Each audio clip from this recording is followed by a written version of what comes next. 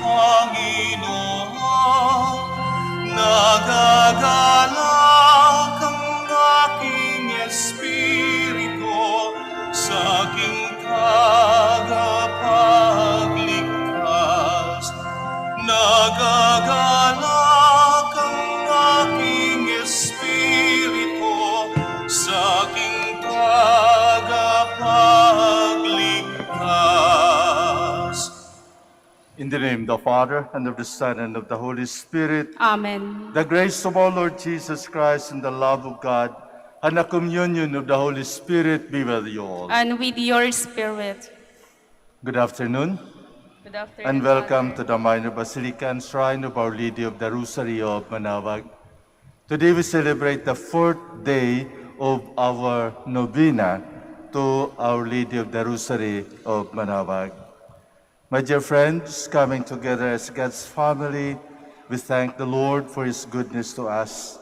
And we also come to pray, especially to Our Lady of the Rosary of Manaoag, to assist us, to intercede for us, for all the things that we need in our life, and also for our loved ones.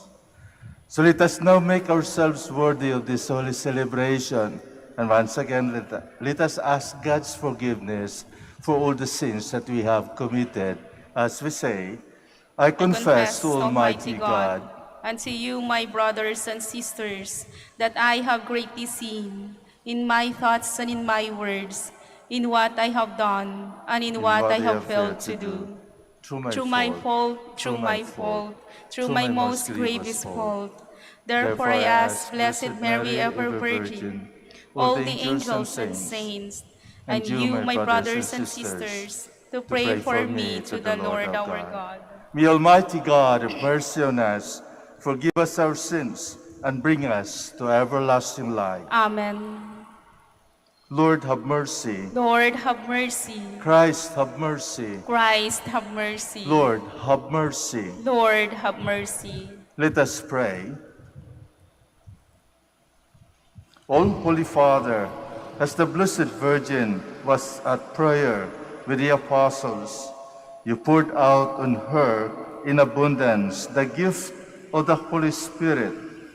Grant through her intercession that we too, being filled with the same Spirit, may persevere with one mind in prayer and bring to the world around us the good news of salvation. Through our Lord Jesus Christ, your Son, who lives and reigns with you in the unity of the Holy Spirit, God, forever and ever. Amen. Please be seated. A reading from the Acts of the Apostles. After the resurrection of Jesus, the apostles gathered together around him and asked, Lord, are you at this time going to restore the kingdom to Israel? Jesus answered them, It is not for you to know the times or seasons that the Father has established by his own authority. But you will receive power when the Holy Spirit comes upon you, and you will be my witnesses in Jerusalem, throughout Judea and Samaria, and to the ends of the earth. When Jesus had said this, as the apostles were looking on, he was lifted up, and a cloud took him from their side. While the apostles were looking intently at the sky as Jesus was going, suddenly 2 men dressed in white garments stood beside them. They said, Men of Galilee, why are you standing there looking at the sky? This Jesus who has been taken up from you into heaven will return in the same way as you have seen him going into the heaven. Then the apostles returned to Jerusalem from the mount called Olivet, which is near Jerusalem, a Sabbath day's journey away. When the apostles entered the city, They went to the upper room where they were staying.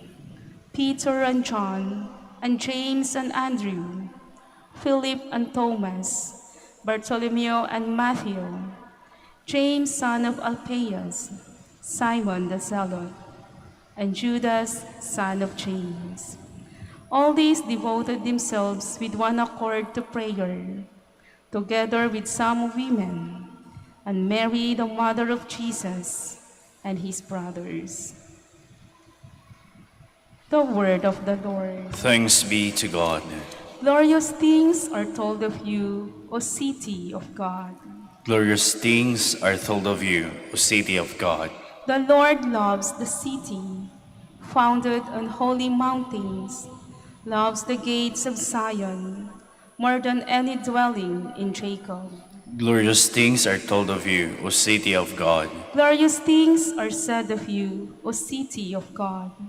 But of Zion it must be said, they will all mourn right there. Glorious things are told of you, O city of God. The Most High confirms this. The Lord notes in the register of the peoples, this one was born here. So all sing in their festive dawns, within you is my true home. Glorious things are told of you, O city of God. Please stand.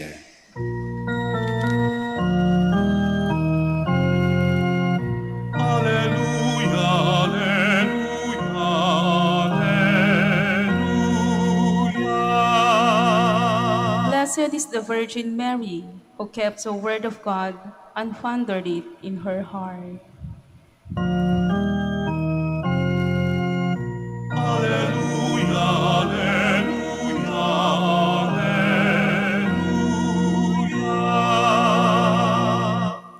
The Lord be with you. And with your spirit. A reading from the Holy Gospel according to Luke. Glory to you, O Lord.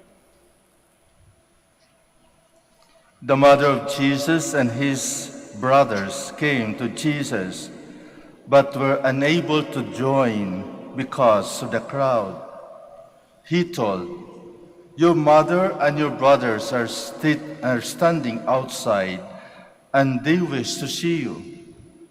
Jesus said to them in reply, "My mother and my brothers are those who hear the word of God and act on it." The Gospel of the Lord. Praise to you, Lord Jesus Christ. Please be seated.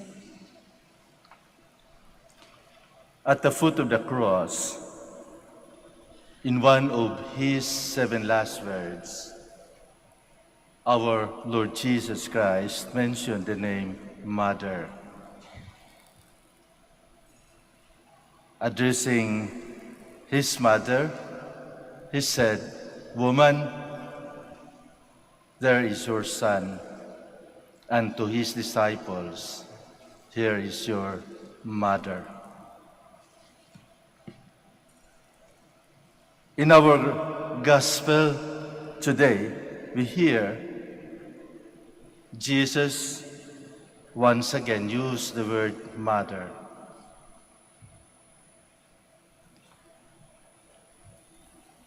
When the people around him was telling him, "Your mother and your brothers are standing outside, and they wish to see you," our Lord simply answered, "My mother and my brothers are those who hear the word of God and act on it." Here we can see that Jesus is not limiting the word mother or brothers or sisters to blood and flesh relationship. He goes beyond blood and flesh. He goes beyond the substance. Use another form. My mother, my brother, my sister are those who hear the word of God, and not only hear the word of God, but listen the word of God and live it and act on it. Ang ibig sabihin, simple lang pala ang magiging relative, sabihin natin, o directly what Jesus is telling us. To be His mother, to be His father, to be His brother, to be His sister. And only one thing to accomplish, and that is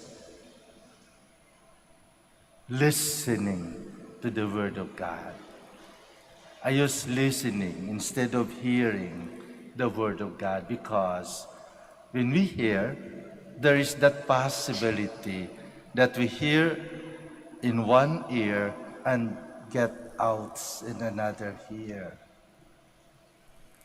But when we use listen, it enters both ears and settle down in our heart. And once the word settled down inside our heart, then the action will follow. That is why Jesus said, and act on it, or live what I am teaching you. Live it. Put it into action. Put it in your life. Do something with that word that settled down in your heart. Remember, when some people knock at the door and Jesus answered them, I do not know you. Not everyone who calls Lord, Lord will enter the kingdom of heaven, but only those who do the will of my Father. Our Lord Jesus Christ is very distinct for that criterion. To become His brother, His sister, His mother, His father, to enter the kingdom of God. Napakaganda. Kasi hindi naging exclusive. Hindi lang para sa kanyang pamilya. Hindi lang para sa kanyang mga relative. But the kingdom of heaven was open for each and every one of us who follow the Word of God and live it in their life. Diba? Ibig sabihin, tayo din ay mga kapatid ng ating Panginoon. But then, we have to act on it. We have to practice it.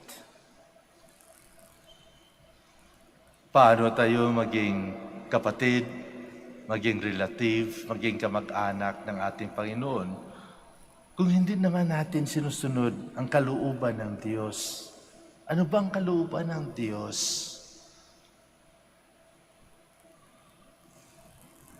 Meron tayong 10 Commandments. Yun ang kalooban ng Diyos.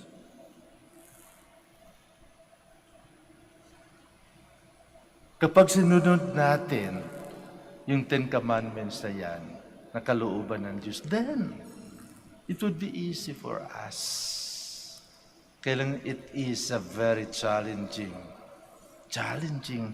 kind of life for us who are here in this world.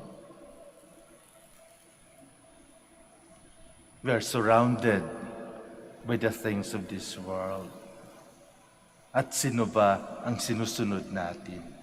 Hindi yung spirit Ang sinusunod natin yung material na nakikita natin. Diba?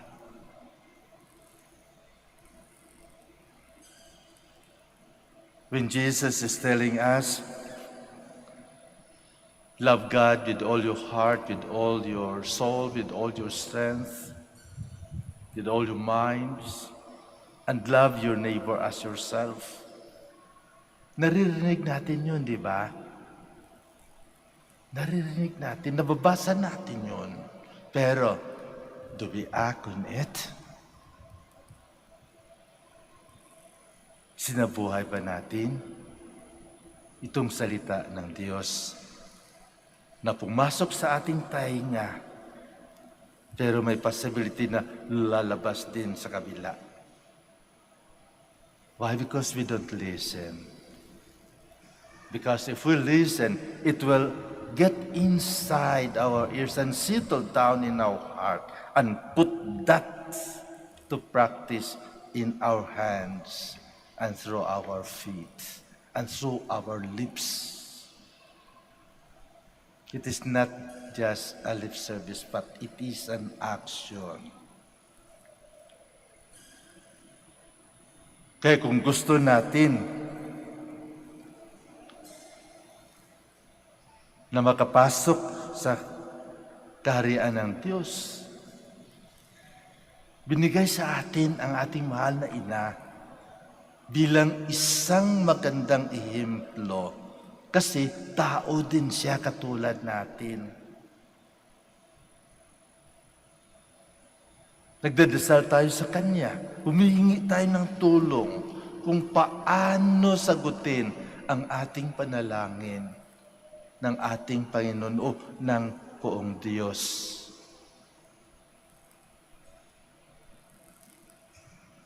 To Jesus through Mary. Di ba?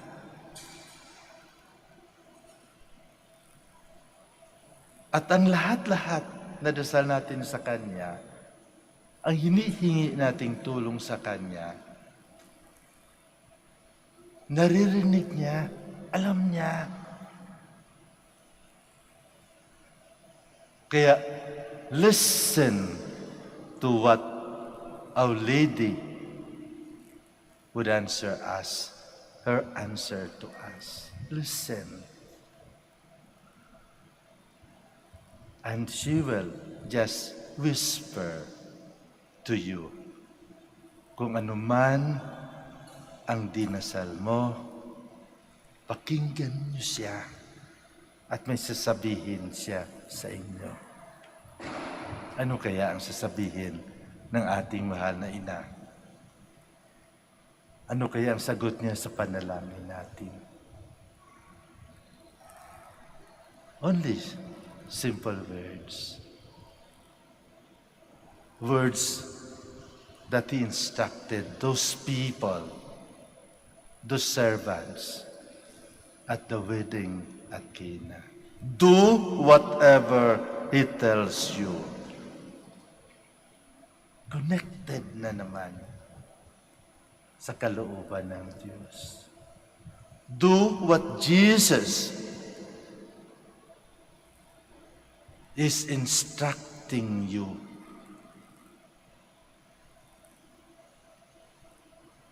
At kapag ginawa natin, sinunod natin itong instruction ng ating mahal na ina to follow Jesus, not only in words, but in action, then sigurado ako, God will give us whatever we ask for through Our Lady of Manaoag. Sigurado ako niyan. If we act on what Jesus is instructing us.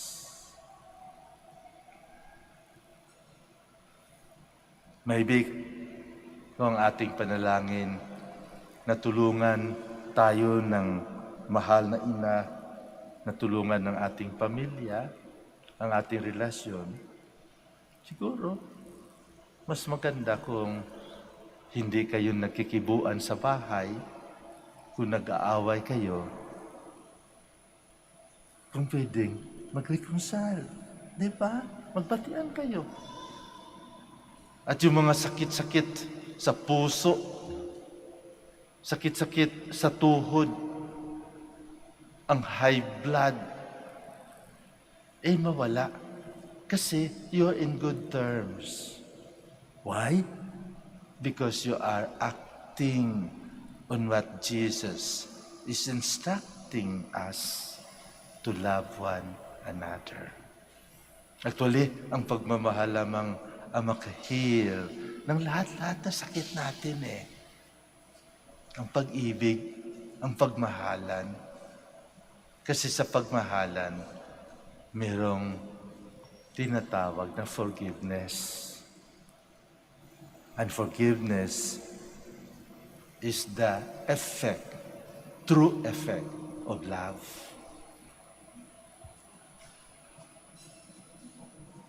Madali sabihin, mahirap gawin. Madali sabihin, Lord, Lord, please open. Lord, Lord, I believe in you. I love you. Sabihin sa atin ng ating Panginoon, sinungaling. Hindi mo nga mamahal yung kaaway mo na nakikita mo. Ako ka pa kaya na hindi mo nakikita? Paano sabihin na mahal mo ang Diyos kung pinababayaan mo yung magulang mo, yung mga anak mo, kung hindi mo tinutulungan yung mga may problema sa kanilang pagkain, sa kanilang bahay? Malawak ang imbitasyon ng ating Panginoon para sa ating lahat to become His mother, His father, His brother, His sister. And the only thing that we can do is to put into action, to give life to His words, to His teaching. Gusto ba natin maging ina, ama, kapatid ng ating Panginoon? Then, act on His word.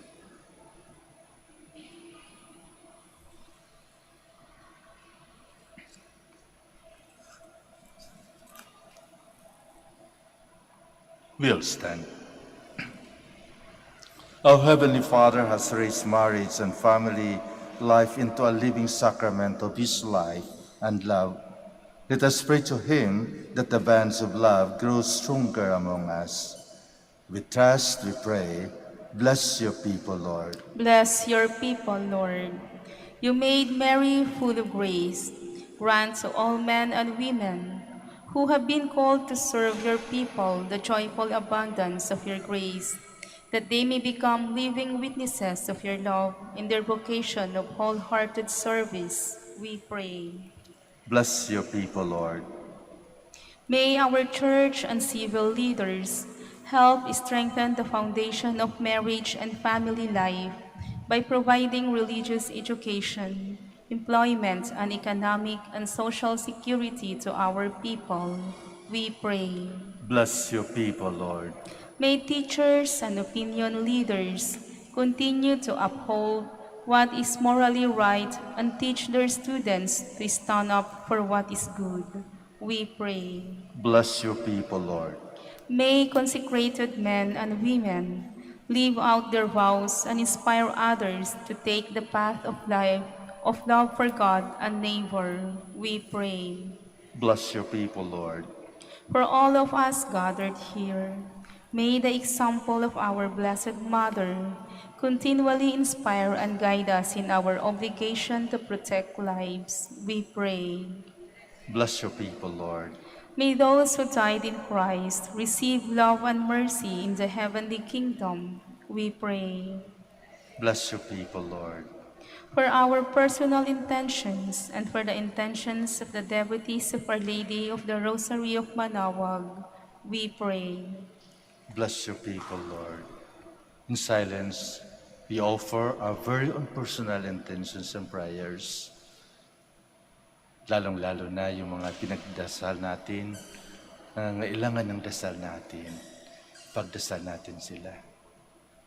Yung mga may sakit, yung mga nagbe-birthday, mga nag-anniversary sa araw na ito. And especially those victims of the super typhoon, Karding. Let us remember them in our prayers. Loving Father, strengthen the bands of love that keep us together as families and as a nation. Come to our homes and direct our lives according to your will. Grant this through Christ our Lord. Amen. Please be seated.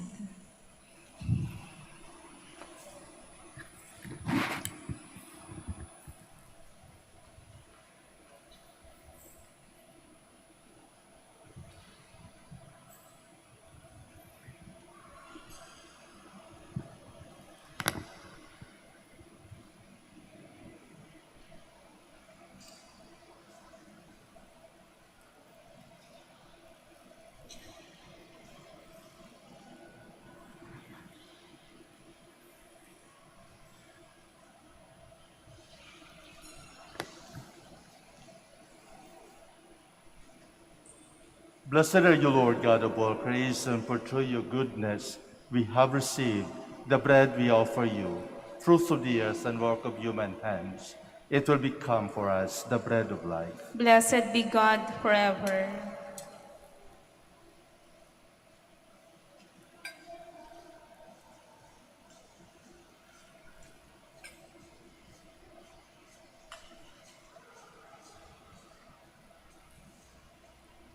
Blessed are you, Lord God of all creation, for through your goodness we have received the wine we offer you, fruits of divine and work of human hands.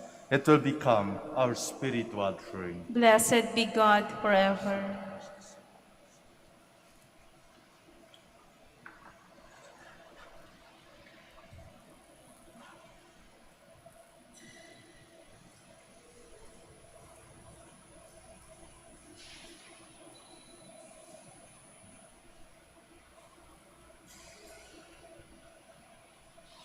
Please stand.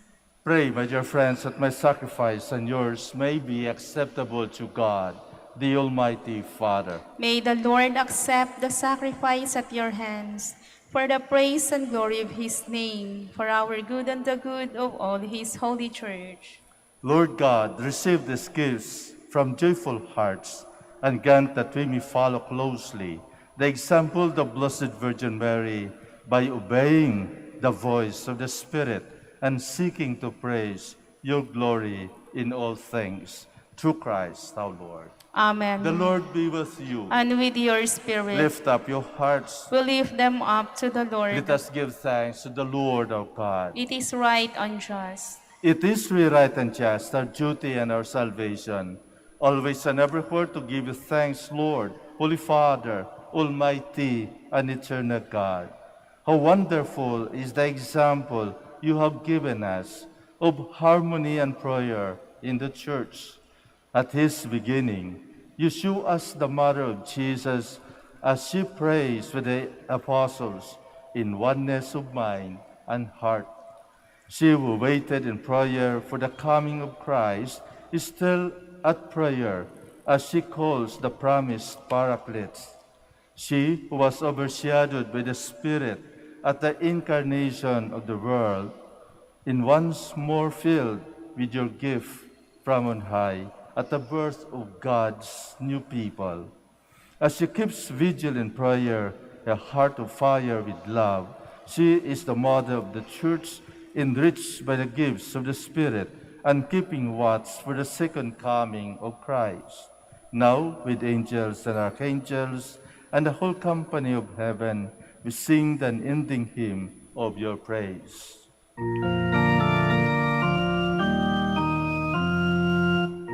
Holy, holy, holy, Lord God of hosts. Heaven and earth are full of your glory. Hosanna in the highest.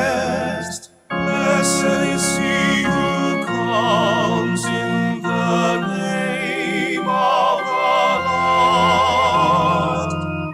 Hosanna, Hosanna, in the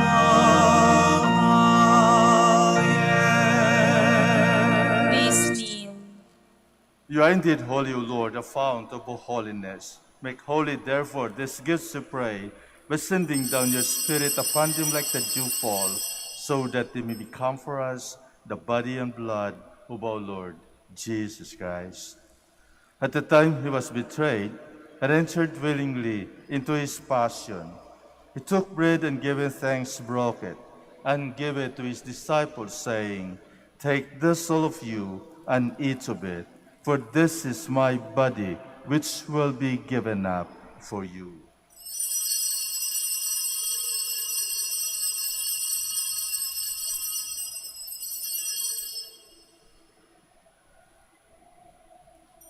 In a similar way, when supper was ended, he took the chalice, and once more giving thanks, he gave it to his disciples, saying, "Take this, all of you, and drink from it, for this is the chalice of my blood, the blood of the new and eternal covenant, which will be poured out for you and for many for the forgiveness of sins.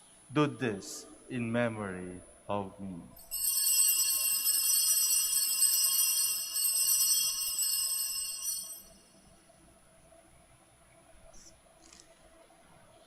The mystery of faith. When we eat this bread and drink this cup, we proclaim your death, O Lord, until you come again. Therefore, as we celebrate a memorial of his death and resurrection, we offer you, Lord, the bread of life and the chalice of salvation, giving thanks that you have held us worthy to be in your presence and minister to you. Humbly we pray that partaking of the body and blood of Christ, we might be gathered into one by the Holy Spirit. Remember, Lord, your church spread throughout the world, and bring her to the fullness of charity, together with Francis our Pope, and Socrates our Archbishop, Fidelis his assistant, Gerard, a master of the order, the religious, and all the clergy. Remember also our brothers and sisters who have fallen asleep in the hope of the resurrection, and all who have died in your mercy. Welcome them into the light of your face.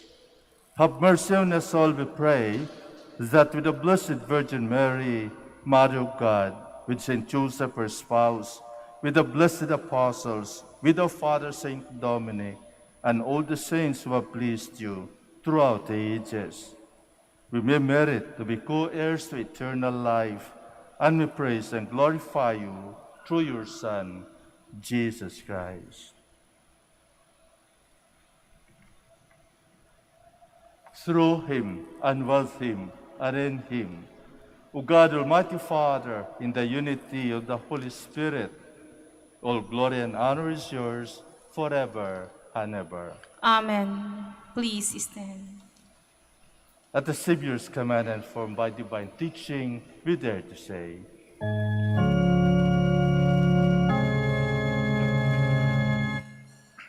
Amin. Wala kang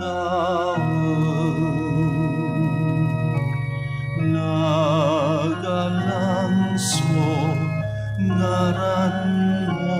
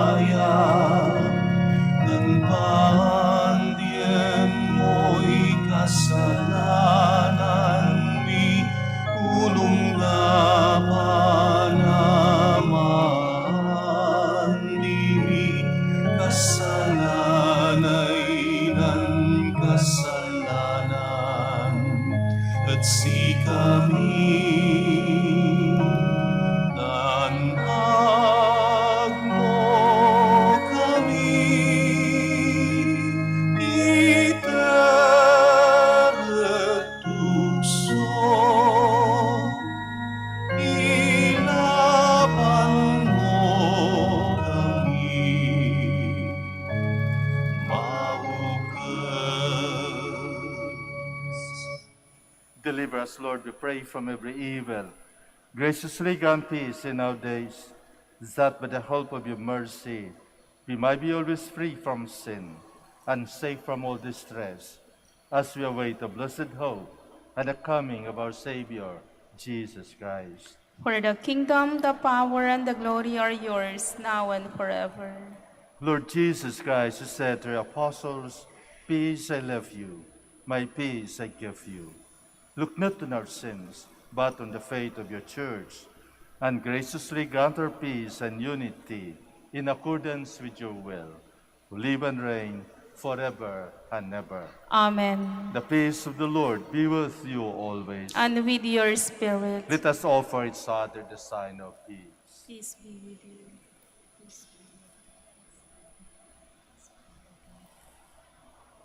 Lamb of God, You take away the sins of the world, have mercy on us.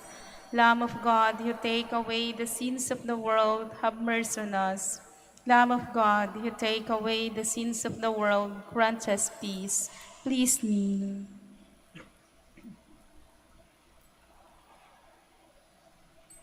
behold Jesus, the Son of Mary, the Lamb of God, who takes away the sins of the world. Blessed are those called to the supper of the Lamb. Lord, I am not worthy that you should enter under my roof, but only say the word and my soul shall be healed.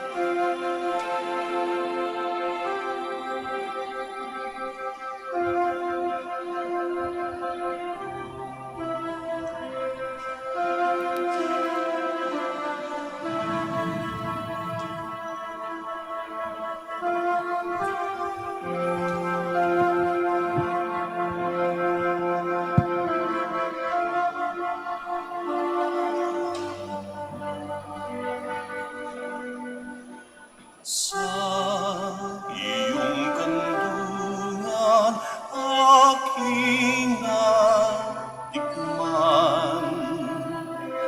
ang unang pagmamahal.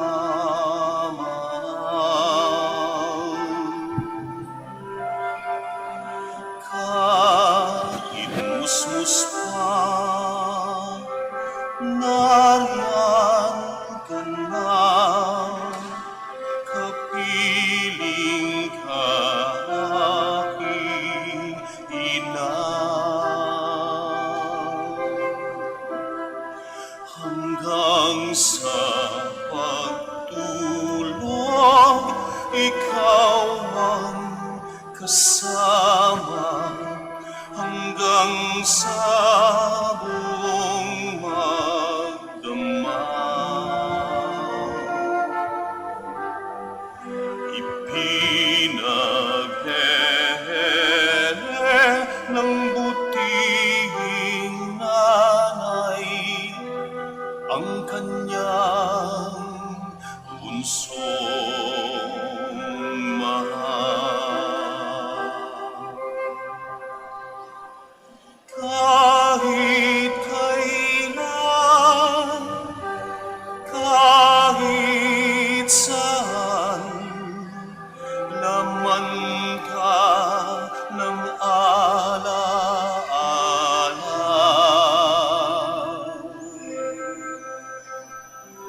Tanging bituin sa aking langit, tanging puso sa dibdib, inang si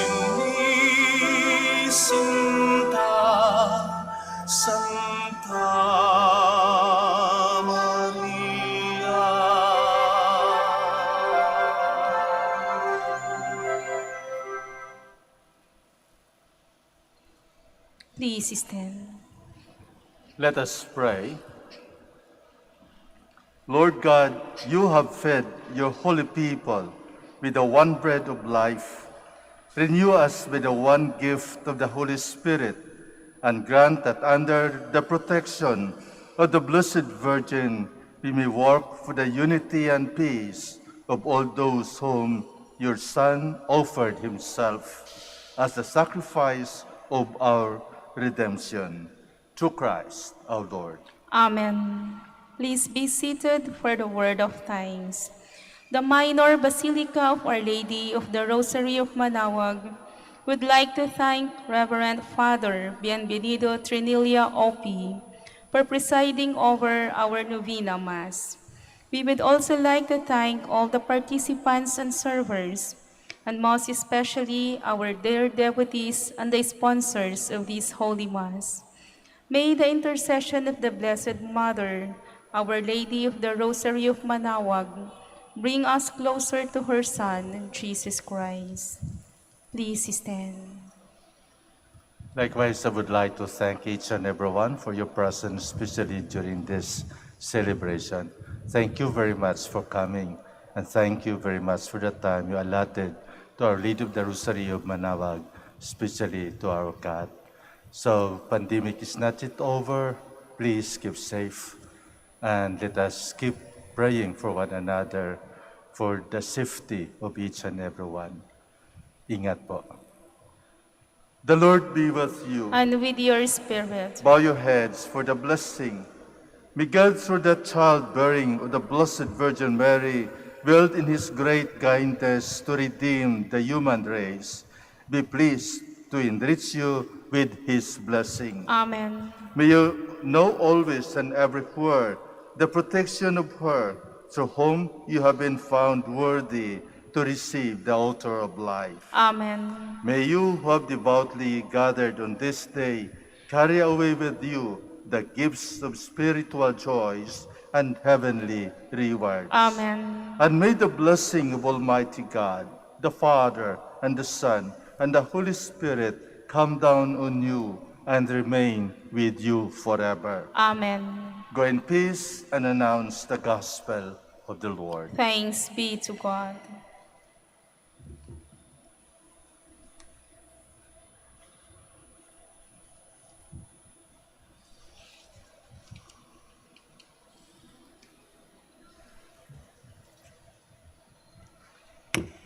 We'll now have the blessing of the sick brothers and sisters. Please remember the names of your loved ones who are sick, especially at home or in the hospital. We will also bless your religious articles. Our help is in the name of the Lord. Who made heaven and earth. Let us pray. God, our Almighty Father, by your blessing you give us strength and support in our frailty.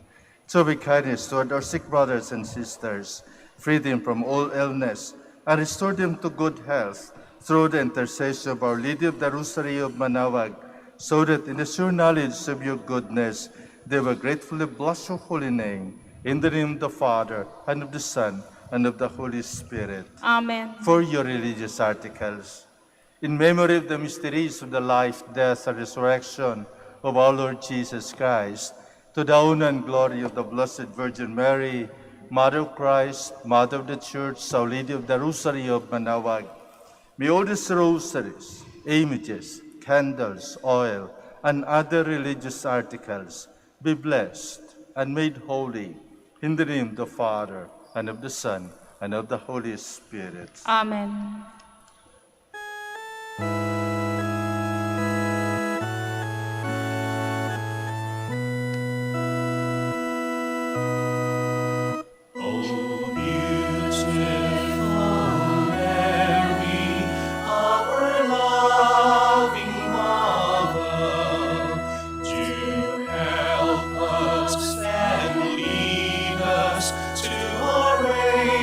To